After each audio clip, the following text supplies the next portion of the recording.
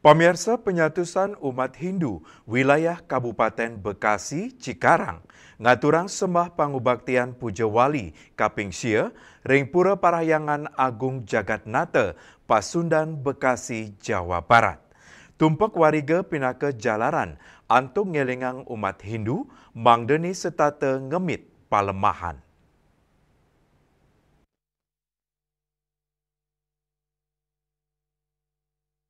Penyatusan umat Hindu wilayah Kabupaten Bekasi, Cikarang, ngaturang sembah pengubaktian Puja Wali Kaping Sia, ring Pura Parahyangan Agung Jagatnata Pasundan, Bekasi, Jawa Barat, manggala prawarta ke Puja Wali, Wianto Mawasang, Puja Wali Warsani Mangkin, kepuput oleh Ida Pandita Empu Putra Birudaksa Yaksa Acarya Manuabe, sani kemargiang nemonin rahina tumpak wariga, Jina Bakti Majeng Ida Sangyang Widwasa, reng sejeroning emertaning sarwa tumuwuh, sane pinaka pahan ajahan tri tekaraneng, sane side ketelebang ring Nusantara, puni kemawinan, wiantu ngaptiang umat Hindu, serta tebecek ngemit kelestarian alam.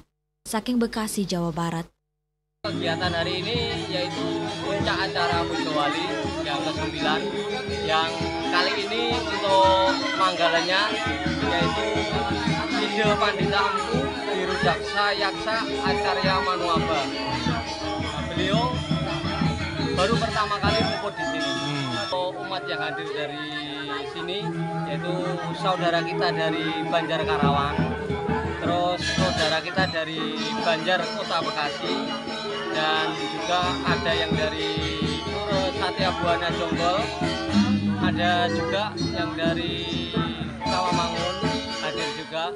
Jadi semua di sini kita merayakan Puja Wali bersama. Iya, apa makna dari tumpak wariga ini, Mas, kepada umat kita? Ya? Jadi tumpak wariga, kita menghormati tumpak wariga ini, yaitu di sini banyak tumbuh-tumbuhan. Nah, tumbuh-tumbuhan yang menciptakan oksigen yang banyak, yang kita hirup banyak setiap hari. Kita perlu mensyukuri itu. Jadi alam ini biar berbalas dengan kebaikan.